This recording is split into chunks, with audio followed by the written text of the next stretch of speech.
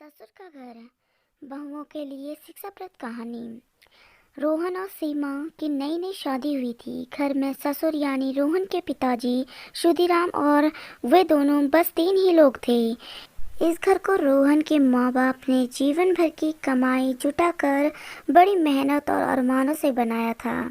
वरना आज के समय में मुंबई में घर बनाना तो दूर की बात है, किराए पर लेना भी बहुत बड़ी अचीवमेंट का काम है। जब रोहन कॉलेज में था तब माँ उन्हें और दुनिया को छोड़कर जा चुकी थी। एक काम वाली बाई सक्कू थी जो सुबह से लेकर शाम तक उसके घर का सारा काम करती थी। नई नई शादी हुई थी, इसलिए सक्कू बाई का दिन भर घर पर रहना सीमा को अपनी प्राइवेसी में बाधा सा लगता था। इसलिए अब सक्कू बाई सुबह खाना बनाना, पोछा करना और कपड़े धोकर बाद में चली जाती और वापस शाम को ही आती। सक्कूबाई की दोपहर की गैर हाजिरी में कई छोटे मोटे काम दिखाई देने लगे, जिसमें से ज़्यादातर काम बिना कहे सुधीर जी ये सोचकर कर दिया करते थे कि बहू को मदद हो जाएगी। लेकिन बहू सोचती थी कि ससुर को औरतों के काम में दखल देने की आदत है। एक दिन मौका देखकर सीमा ने रोहन से कहा, क्यों न हम बाबूजी को वृद्धाश्रम में भेज दें। सिर्फ एक बार पैसा भरना पड़ेगा और उन्हें भी अपने उम्र के लोगों का साथ मिल जाएगा।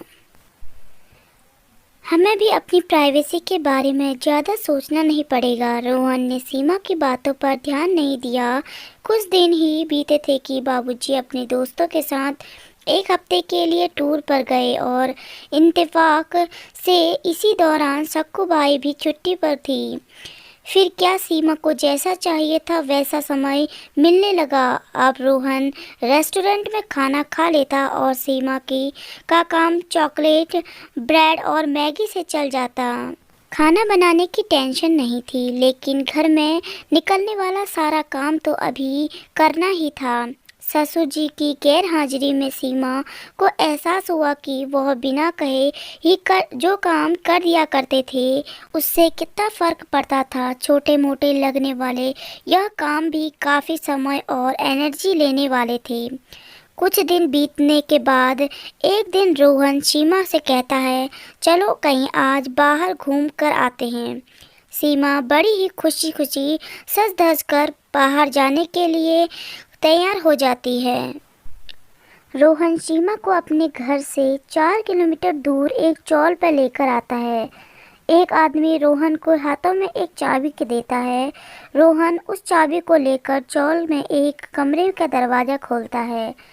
कमरा खोलते ही 2 रूम वाला एक छोटे से अंधेरे से भरे घर के अंदर रोहन सीमा को लेकर आता है और कहता है, कैसा लगा तुम्हें हमारा नया घर। रोहन कहता है, हम अगले महीने से इसी मकान को भाड़े में लेकर रहेंगे और जहां हमें अपनी प्राइवेसी मज़ा लेंगे। अभी मेरी आमदनी के हिसाब से हम इसी को अफोर्ड कर सकते हैं। रोहन का यह व्यवहार सीमा के समझ में नहीं आया। वह चौंकते हुए कहती है, हमारे पास अपना इतना बड़ा घर है तो फिर क्यों हम भाड़े में रहेंगे। रोहन उसे टोकते हुए कहता है, सोच समझ कर बोला करो, वह घर हमारा नहीं है, वह माँ बाबूजी का है। तुम्हारे पास 1 महीना है सोचने के लिए कि तुम्हें आगे क्या करना है। दोनों वहाँ से घर वापस लौट जाते हैं। पूरे रास्ते सीमा के दिमाग में तरह तरह के विचार चल रहे थे। घर पहुंचते ही उसने रोहन से कहा, माना कि यह घर माँ बाबूजी का है, लेकिन क्या हमारा इस पर कोई हक नहीं है। रोहन ने कहा, बिल्कुल है, लेकिन माँ बाबूजी के बाद जब तक वो हैं तब तक ये घर नहीं उन्हीं का है। अगर तुम्हें हक समझ में आता तो तुम्हें जिम्मेदारी भी समझ में आती होंगी। फिर हक के बारे में सोचकर और अपनी जिम्मेदारी भूलकर स्वार्थी होना कहाँ भला है। सीमा के पास रोहन के इस सवाल का कोई जवाब नहीं था। वह सोचने लगी कि उसने अपने क्षणिक सुख और स्वार्थ के लिए इतने नीचे गिरकर ऐसी घटिया सोच अपने दिमाग में आने दी। उसे मन ही मन पछतावा होने लगा। सीमा रोहन से बोली, मुझे माफ़ कर दीजिए, मैं सच में स्वार्थी हो गई थी। मुझे बहुत बड़ी गलती हो गई है। रोहन बोला, तुम्हें पछतावा हुआ, मेरे लिए यही काफ़ी है। मैं तुमसे नाराज़ नहीं हूँ। बेटे और बहू की वार्तालाप सुधीर जी दरवाजे पर खड़े होकर सुन रहे थे। उन्होंने आसमान की तरफ देखा और बोले, भाग्यवान, तुम धन्य हो जो तुमने ऐसे बेटे को जन्म दिया है। उन्होंने दरवाज़ा खटखटाया। बहू ने दरवाज़ा खोला तो उनके हाथों में पकड़ी थैली से गरम गरम समोसे की सुगंध उसको आने लगी। ससुर ने अपनी बहू से कहा, वो कोने वाले हलवाई के पास से लाया हूँ, तुम्हें बहुत पसंद है ना। सीमा को अपने ससुर के प्रति विचार और ससुर के उसके प्रति प्यार, उन दोनों का फर्क समझ में आते हुए उसकी आंखों में पश्चाताप के आंसू और चेहरे पर अपने परिवार के प्यार के कारण मुस्कान आ गई।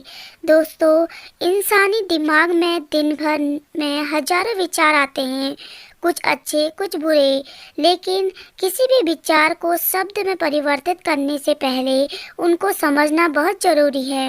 अक्सर विचार और वास्तविकता एक दूसरे से मेल नहीं खाती है। हमारे बुजुर्ग जो हमें बोझ लगते हैं, जिनसे हम बात बात पर चिढ़ जाते हैं, और ऐसा इसलिए होता है क्योंकि हम स्वार्थी होकर सोचते हैं और हम उनके योगदान को नहीं समझ पाते। वह हमारे जीवन में बहुत अहम किरदार निभाते हैं।